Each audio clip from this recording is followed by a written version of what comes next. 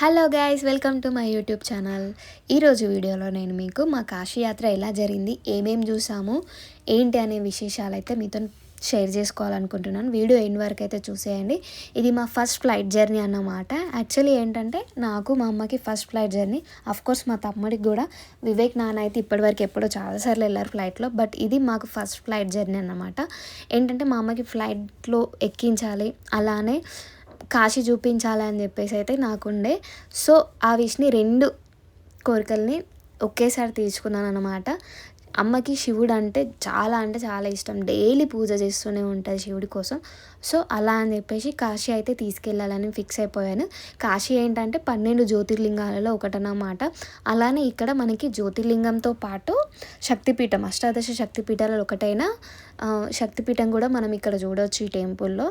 So ఏంటంటే ఎంత ప్రశాంతంగా ఉంటుందో ఆ శివుని దర్శనం చేసుకుంటే అంత బాగుంటుంది. వెళ్ళాలి అని చెప్పేసి అయితే ఫిక్స్ అయిపోయాం. ఫైనల్గానైతే వెళ్ళినాము. ఇంకా మాకు ఒకరు తెలిసిన వాళ్ళు ఏమన్నారంటే ఆఫ్టర్నూన్ 12 అట్లా వెళ్తే 1 వెళ్తే దర్శనం తొందరగా అవుతుందని చెప్పేసి అయితే చెప్పారు. సో అలా అని చెప్పేసి వెళ్ళేసరికి ఫుల్ రష్ ఉండే. సో దానివల్ల ఏంటంటే మాకు దర్శనానికి 3 to 4 hours పక్కా టైం పడుతుంది అనేసరికి సర్లే అని చెప్పేసి అయితే ఇంకా దర్శనానికి వెళ్ళలేదు. మా ప్లానింగ్లో ఏంటంటే దర్శనం యాక్చువల్లీ నెక్స్ట్ డే ఉండే, బట్ ముందు రోజు ఒకసారి ట్రై చేద్దామని చెప్పేసి అయితే వెళ్ళాం. ఫుల్ రష్ ఉండడం వల్ల వెళ్ళలేదు. ఆ రష్ ఎందుకన్నామా అంటే హోలీ సెలబ్రేషన్స్ కాశీలో 4 days ముందే స్టార్ట్ అయ్యాయి. సో దానివల్ల అంతమంది జనాలు ఉన్నారు. ఇంకా లంచ్ చేసేసుకొని అయితే మేము దశాశ్వమేధ ఘాట్ దగ్గరికి అయితే వచ్చేసాం. మా రూమ్ కూడా ఈ దశాశ్వమేధ ఘాట్ దగ్గరనే తీసుకున్నాము. ఇక్కడ ఏంటంటే నాన్న ఉన్ని వివేక్ పిండ ప్రదానం చేస్తున్నారు. నాన్ననేమో మా నాన్నమ్మ తాతయ్యకి ఇంకా పెద్దలకి, ఇక్కడ వివేక్ ఏమో వాళ్ళ మమ్మీ డాడీ అంటే మా అత్తమ్మ మామయ్యకి అయితే పిండ ప్రదానం చేస్తున్నారు. ఇక్కడ మెయిన్ థింగ్ ఏంటంటే మీరు ఏం చేయాలనుకుంటున్నారు, ఎంత అమౌంట్ అనేది ఫస్టే మాట్లాడుకోవాలి. యాక్చువల్లీ మేము మాట్లాడుకుంది అయితే 1000 రూపీస్కి, బట్ ఇక్కడ అతను ఏదో ఒకటి మ్యానిపులేట్ చేసేసి అది చేస్తా ఇది చేస్తా ఇది కూడా చేయించుకోండి అని చెప్పేసి అనేసరికి వీళ్ళైతే నాన్నని వివేక్ ఓకే చెప్పారు. సో 2000 బిల్ అలా వేశారన్నమాట. సో మీరైతే చేయించుకుంటే క్లియర్గా క్లారిటీ తీసేసుకోండి. ఇక్కడనైతే గంగా హారతి అన్నమాట. మేము వచ్చి అక్కడ పిండ ప్రదానం తీసుకొని వచ్చేసరికి గంగా హారతి దగ్గర ఫుల్గా అసలు చేసి ఖాళీ లేకుండా ఉండిపోయినాయి. చాలా ఫీల్ అయ్యాను. నేను ఎంతో ఎక్స్పెక్టేషన్స్ పెట్టుకున్నా గంగా హారతి పైన, బట్ చైర్స్ లేకుండే. బట్ ఆ దేవుడి దయ వల్ల నాకు అమ్మకి విఐపీస్ కూర్చునే ప్లేస్లో మాకు ప్లేస్ ఇచ్చారు. చాలా అంటే చాలా హ్యాపీ ఫీల్ అయిపోయా. అసలు మిస్ అయ్యాను, నిలబడి చూడాల్సి వస్తుందని చాలా బాధపడ్డా. బట్ ఫైనలీ ఆ దేవుడి దయ వల్ల నాకు విఐపీస్ కూర్చునే ప్లేస్లోనైతే కూర్చోబెట్టారు.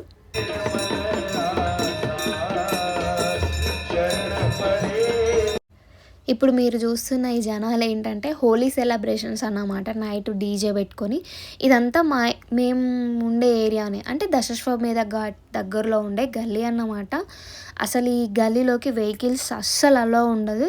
ఎందుకంటే మెయిన్ ఘాట్ కదా గంగా హారతి అయ్యేది. అలానే ఎక్కువ మంది ఇక్కడికే గంగా స్నానం చేయడానికి వస్తుంటారు. సో వెహికల్స్ లోపలికి అలో ఉండదు. సో ఇక్కడ మేము గంగా హారతి అవన్నీ చూసేసుకొని కాలభైరవ టెంపుల్కి అయితే స్టార్ట్ అయిపోయాము. యాక్చువల్లీ ఇక్కడ నుండి కాలభైరవ టెంపుల్ 2 kilometers అలానే ఉండే, బట్ ఏంటంటే హోలీ సెలబ్రేషన్స్ ఉండడం వల్ల ఆ గల్లీ మొత్తం ప్యాక్ అయిపోయింది. సో ఆటో అతను వేరే రూట్లో నుండి తీసుకెళ్ళాడు, దానికి కొంచెం టైం పట్టింది. ఇప్పుడు మీరు చూస్తున్నది ఏంటంటే మహామృత్యుంజయ మందిర్ అన్నమాట. ఈ టెంపుల్లో మేము వెళ్ళిన రోజు టోటల్గా లోకల్స్ ఎక్కువ మంది ఉండే. ఇక్కడ హోలీ సెలబ్రేషన్స్ ఎలా చేసుకుంటారంటే ఫస్ట్ దేవుడికి రంగు పూసిన తర్వాతనే మిగతా వాళ్ళు పూసుకుంటారు. అంటే ఫస్ట్ శివయ్యతోని హోలీ ఆడతారన్నమాట.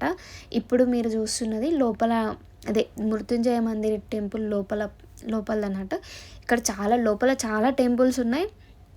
మీరు ఇక్కడ ఏ టెంపుల్కి వెళ్ళినా కానీ టోటల్గా శివయ్య పైన కలర్ చూడండి మీరే శివయ్యని ఎలా కలర్తో నింపేశారో. చాలా బాగా అనిపించింది నాకు. ఇక్కడ ఫెస్టివల్ ఫస్ట్ దేవుడితో సెలబ్రేట్ చేసుకొని తర్వాత మనం సెలబ్రేట్ చేసుకోవడం అని. ఇప్పుడు మీరు చూస్తున్నది ఏంటంటే ధన్వంతరి కూప్ అన్నమాట. ఇక్కడ నీళ్లు తాగితే మనకి అనారోగ్య సమస్యలు ఏమన్నా ఉంటే తగ్గిపోతాయి అని చెప్పేసి ఒక నమ్మకము. ఇక్కడ బాటిల్స్లలో కూడా మనకి ఇస్తారు, ఎలాంటి ఛార్జ్ చేయరు బాటిల్స్లో వాటర్ తీసుకెళ్ళడానికి. సో మనం అది ఇంటికి తీసుకెళ్ళవచ్చు. బట్ మేము కూడా తెచ్చుకున్నాం. బట్ ఏంటంటే కార్లో మర్చిపోయినాము. మీరు కూడా మాలాగా మర్చిపోకుండా చాలా జాగ్రత్తగానైతే బాటిల్ కాపాడుకోండి. ఇప్పుడైతే అక్కడ టెంపుల్‌లో దర్శనం చేసేసుకొని వచ్చి కాలభైరవ టెంపుల్‌కి అయితే వచ్చేసాము. లోపల వీడియో తీయడానికి అలో లేదు. సో, ఎంట్రీలోనే వాళ్ళు బోర్డ్ పెట్టారు వీడియో తీయకూడదని చెప్పేసి. ఇక్కడ కాలభైరవ టెంపుల్ దగ్గరలో ఏంటంటే హోలీ అయితే ఒక రేంజ్‌లో ఆడిర్రన్నమాట లోపల. మొత్తం పిడికిలు పట్టుకొని డివోటీస్ పైన చల్లారు. చూడండి మా ఫేసెస్ ఎలా అయిపోయాయో. హోలీ మొత్తం పైన కలర్స్ అయితే వేసేసారు. ఇది మాకు దేవుడి బ్లెస్సింగ్స్ అన్నమాట. చాలా బాగా అనిపించింది. ఫుల్ ఎంజాయ్ చేస్తూ దేవుడితో పాటు హోలీ ఆడడం బాగా అనిపించింది. ఇంకా ఇక్కడ కాలభైరవ టెంపుల్‌లో దర్శనం చేసేసుకొని అయితే దండపాణి టెంపుల్‌కి స్టార్ట్ అయ్యాము. ఈ దండపాణి ఎవరనంటే కాలభైరవన్ సోదరులు అన్నమాట. ఈ టెంపుల్ మనకి ఎగ్జాక్ట్లీ కాలభైరవ టెంపుల్‌కి బ్యాక్ సైడ్‌లోనే ఉంటుంది. వాకబుల్ డిస్టెన్స్‌లోనే ఉంటుంది. సో, మీరు ఎప్పుడైనా వెళ్ళినప్పుడు ఈ టెంపుల్‌ని కూడా విజిట్ చేయండి. ఇక్కడ లోపల శివుడు, దండపాణి మనం దర్శనం ఇస్తారు. చాలా పీస్‌ఫుల్‌గా ఉంది. ఇక్కడ ఏ టెంపుల్‌కి వెళ్ళినా సరే తెలియని ఒక వైబ్ అయితే మనకు వస్తుంది. ఇది ఎర్లీ మార్నింగ్ 3:30కి అన్నమాట. మేము మార్నింగే 2:00కి లేచి దర్శనానికి స్టార్ట్ అయిపోయాము. మేము వెళ్ళేసరికి 3:45 అలా వెళ్ళింది. ఫుల్ లైన్ ఉండే. మేమేమనుకున్నామంటే అమ్మో! ఇంత లైన్ ఉంది, మనకు దర్శనం అవుతుందా అవ్వదా, ఆ శివుని కాశీ విశ్వనాథుడి దర్శనం మనకు అవుతుందా అవ్వదా అని చెప్పేసి కొంచెం అయితే టెన్షన్ ఉండే. బట్ అట్లాంటిది ఏమీ లేకుండా 1.5 అవర్లోనైతే మాకు దర్శనం అయింది. మనం ఈ కాశీ విశ్వనాథుని దర్శనం చేసుకునే మార్గ మధ్యంలోనే మనం దుండి గణపతి, సాక్షి గణపతి, అలాగే అన్నపూర్ణ దేవిని కూడా మనం దర్శనం చేసుకోవచ్చు. మాకు 5:30 వరకు దర్శనం అయిపోయింది. మీరు వెనకాల చూసే ఉంటారు గోపురం కనిపిస్తుంది కదా, ఆ గోపురమే మన కాశీ విశ్వనాథుడి గోపురం అన్నమాట. మెయిన్ టెంపుల్ గోపురం. లోపల మొబైల్ అలో చేయరు టెంపుల్లోకి. సో, అందుకనే వీడియో రికార్డ్ చేయలేదు. ఇక్కడ అన్నపూర్ణదేవి టెంపుల్లో కూడా వీడియో తీసుకోవచ్చు మనం, బట్ నేను రికార్డ్ చేయలేదు వీడియో. ఇక అక్కడ దర్శనం అయిపోయాక మేము ఇక్కడ అష్టాదశ శక్తిపీఠాలలో ఒకటైన కాశీ విశాలాక్షి అమ్మవారి దర్శనానికి అయితే స్టార్ట్ అయిపోయాము. ఇక్కడ ఒక ప్రతి గల్లీ చిన్నగా భలే ఉంటాయి అసలు. ఇక మార్నింగ్ 7:30 అలా అవుతుంది.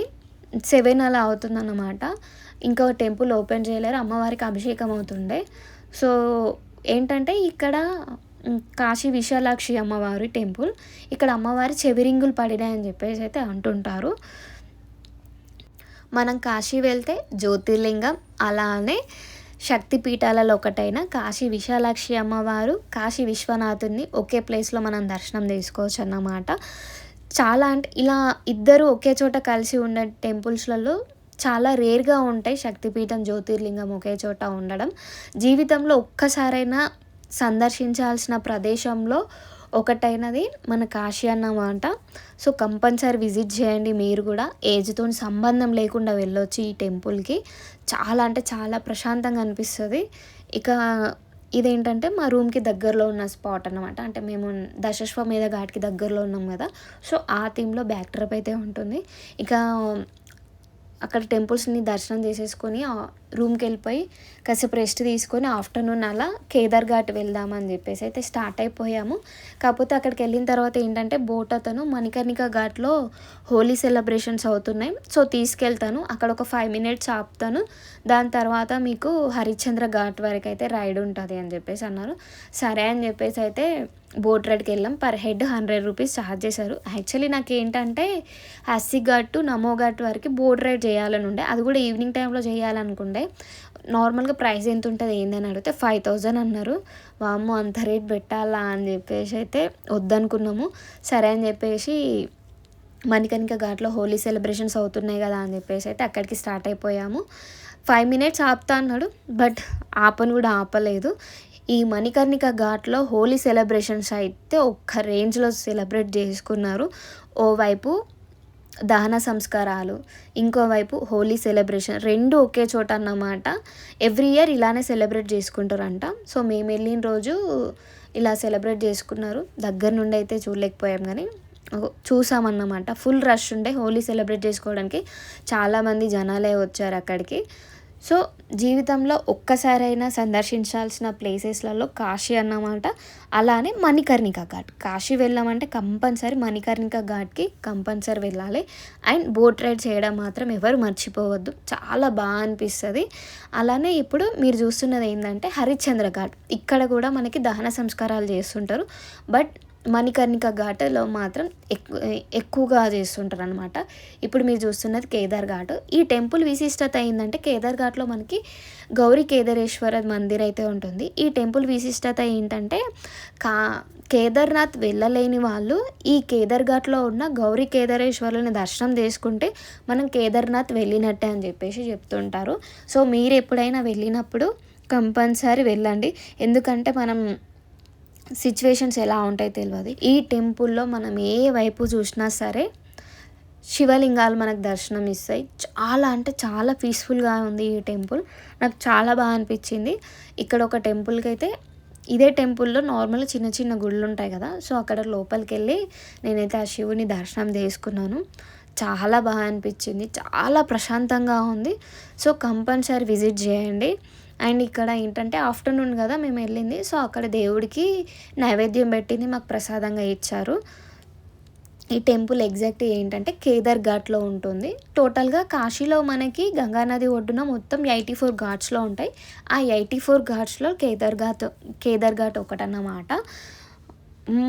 ఏంటంటే మనం వాకేబుల్ డిస్టెన్స్లోనే ఉంటాయి ఘాట్స్ కూడా. సో నడవగలిగే వాళ్ళు నడుచుకుంటూ కూడా చూడొచ్చు. ఇక్కడ దర్శనం అయిపోయాకనైతే మేము తిలాబండేశ్వర్ టెంపుల్కి అయితే స్టార్ట్ అయిపోయాము. బై వాకే వెళ్ళామన్నమాట మ్యాప్ పెట్టుకొని. ఈ తిలాబండేశ్వర్ టెంపుల్ విశిష్టత ఏంటంటే మనకి కాణిపాకంలో వినాయకుడు ఎలా పెరుగుతున్నాడో అలాగని యాగంటిలో నందీశ్వరుడు విగ్రహం పెరుగుతుంది అని అంటారు కదా, అలానే కాశీలో తిలాబండేశ్వర్ టెంపుల్ కూడా లింగం అనేది డైలీ నువ్వ గింజంత సైజులో అయితే పెరుగుతుందన్నమాట. కాశీలో చూడాల్సిన ప్లేసెస్ చాలా ఉన్నాయి. సో అందులో ఇదొక టెంపుల్ అన్నమాట. ఇంకా ఆఫ్టర్నూన్ లంచ్ అయితే చేసేసుకున్నాం. మనం ఇక్కడ ఎక్కువగా కాశీలో నేనైతే ఎక్కువ మంది ఫారినర్స్ని అయితే చూశాను. చాలా బాగా అనిపించింది. ఫారిన్ కంట్రీస్ నుండి కూడా మన ఇండియాకి వచ్చి ఆ మహాదేవుని దర్శనం చేసుకుంటున్నాను అని చెప్పేసి. ఇప్పుడు మీరు చూస్తున్నది ఏంటంటే హోలీ సెలబ్రేషన్స్ కోసము ఇట్లా అరేంజ్మెంట్స్ అన్నమాట. అక్కడ కనిపిస్తున్నారు కదా అమ్మవారు హోలికా దేవి అంటారంట. ఇక్కడ ఒక్కో స్టేట్లో ఒక్కోలా సెలబ్రేట్ చేసుకుంటారు. బట్ హార్ట్ఫుల్గా చెప్తున్నాను, నాకు యూపీలో సెలబ్రేషన్స్ మాత్రం హోలీ సెలబ్రేషన్స్ చాలా బాగా అనిపించినాయి. ఫస్ట్ దేవుడితో చేసుకున్న తర్వాత మనం చేసుకోవడం చాలా హ్యాపీగా అనిపించింది. నైట్ టైం అయితే మేము మణికర్ణిక ఘాట్ దగ్గరికి వచ్చేసాము. ఇక్కడ ఏంటంటే నిమిషానికి ఇట్లా శవాలు వస్తూనే ఉన్నాయి. అక్కడ దహన సంస్కారాలు చేస్తూనే ఉన్నారు. అస్సలు గ్యాప్ లేదు. ఇక్కడ 365 days 24 hours దహన సంస్కారాలు చేస్తూనే ఉంటారు అన్నమాట. ఫస్ట్ ఏంటంటే ఇక్కడ శివుడు అనేది ఎప్పుడు ఇక్కడే దర్శనం ఇస్తాడు. మన గుళ్ళో దర్శనం ఇస్తాడో ఇవ్వడో తెలియదు కానీ ఈ మణికర్ణిక ఘాట్ దగ్గరనే శివుడు మనకి అదృశ్య రూపంలో ఉంటాడని చెప్పేసి అయితే పెద్దలు చెప్తూ ఉంటారు. సో మీరు వెళ్ళినప్పుడు ఈ మణికర్ణిక ఘాట్ని చూడకుండా ఉండడం అస్సలు మరవకండి. కంపల్సరీ అట్లీస్ట్ ఒక 10 minutes అయినా అక్కడ టైం స్పెండ్ చేయండి. లైఫ్ అంటే ఏంటి అర్థమైపోతుంది. ఇక్కడ చనిపోయిన వాళ్ళకి ఏంటంటే ఆ పరమశివుడు ముక్తి ప్రసాదిస్తాడని అయితే అంటుంటారు. అసలు ఎక్కడి నుండి వస్తాయో ఏంటో కూడా తెలియదు. ఇక్కడికి శవాలు వస్తూనే ఉంటాయి, దహన సంస్కారాలు చేస్తూనే ఉంటారు. ఇక్కడ చూడండి కట్టెలు ఎన్ని కుప్పలుగా ఉన్నాయో. అండ్ ఇక్కడ ఇప్పుడు మీరు చూస్తున్నది ఏంటంటే రత్నేశ్వర మహాదేవాలయం అన్నమాట. ఈ టెంపుల్ మనకి 9 degrees అయితే వంగి ఉంటుంది. ఈ టెంపుల్కి స్టోరీ ఒక్కొక్కరు ఒక్కొక్క రకంగా చెప్తున్నారు. సో నాకైతే ఎగ్జాక్ట్ స్టోరీ తెలియదు కాబట్టి నేను చెప్పట్లేదు. ఇది మణికర్ణిక ఘాట్కి దగ్గరలోనే అంటే పక్కనే ఉంటుంది. సో కంపల్సరీ విజిట్ చేయండి. మేము వెళ్ళిన టైంలో హారతి అవుతుండే. సో కాసేపు అక్కడే టైం స్పెండ్ చేసాము. ఇక్కడ ఏంటంటే సాధువులు మనకి ఇక్కడ పూజ చేస్తున్నారు.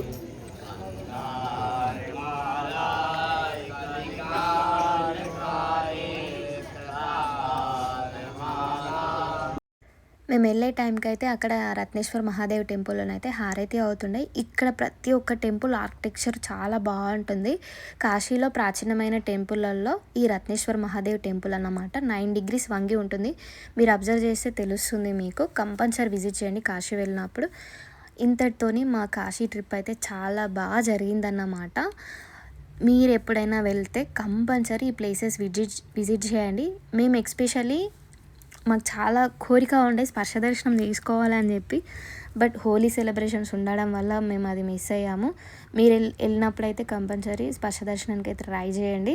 బట్ శివుని దర్శనం మాత్రం చాలా బాగా జరిగింది. మరిన్ని వీడియోస్ కోసం అయితే నా ఛానల్ని సపోర్ట్ చేయండి, ఫాలో చేయండి, లైక్ చేయండి, షేర్ చేయండి. మీకు ఇలాంటి వీడియోస్ ఎన్నెన్నో మీ ముందుకు తీసుకెళ్తుంటాను. Thank you so much for your support.